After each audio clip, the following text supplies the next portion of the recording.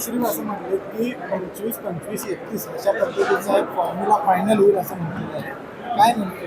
नाही, असं माझ्यापर्यंत काय हा फॉर्म्युला आलेला नाही आहे.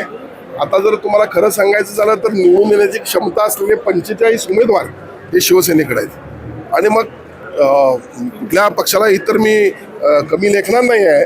यामध्ये माझं मत असं आहे युतीच्या वेळेला की सक्षम उमेदवार ज्या पक्षाकडे असतील, कारण आपल्याला सत्तेवर यायचं आहे, सत्तेवर येत असताना निवडून येण्याचं मेरिट बघितलं पाहिजे, त्या प्रमाणात पण सीटचं शेअरिंग झालं पाहिजे ही माझी भूमिका आहे. पण कुठल्याही परिस्थितीमध्ये महायुतीमध्ये कुठेही सुद्धा मिठाचा खडा पडेल असे आम्ही तिन्ही पक्ष वागणार नाही. 40 आणि 41 तुम्ही घ्या असं स्वतंत्र लढण्याची तयारी शिवसेनेची असते. अशी वेळ येणार नाही आहे. महायुती म्हणूनच आम्ही लढणार आहोत. सगळ्या पक्षाचे नेते, आमचे नेते, पालकमंत्री प्रकाश आंबेडकर असतील, दुसरे जिल्ह्याचे ज्येष्ठ नेते सन्मान्य नामदार चंद्रकांतदादा पाटील असतील, नामदार हसनजी मुश्रीफ असतील, हे तिन्ही नेते समजदार आहेत. आमच्या सगळ्या खालच्या फळीमध्ये देखील एकमत झालेलं आहे. सर्वानुमते चांगल्या पद्धतीने जे उमेदवार निवडून येतील त्यांना न्याय देण्याची आमची भूमिका असेल.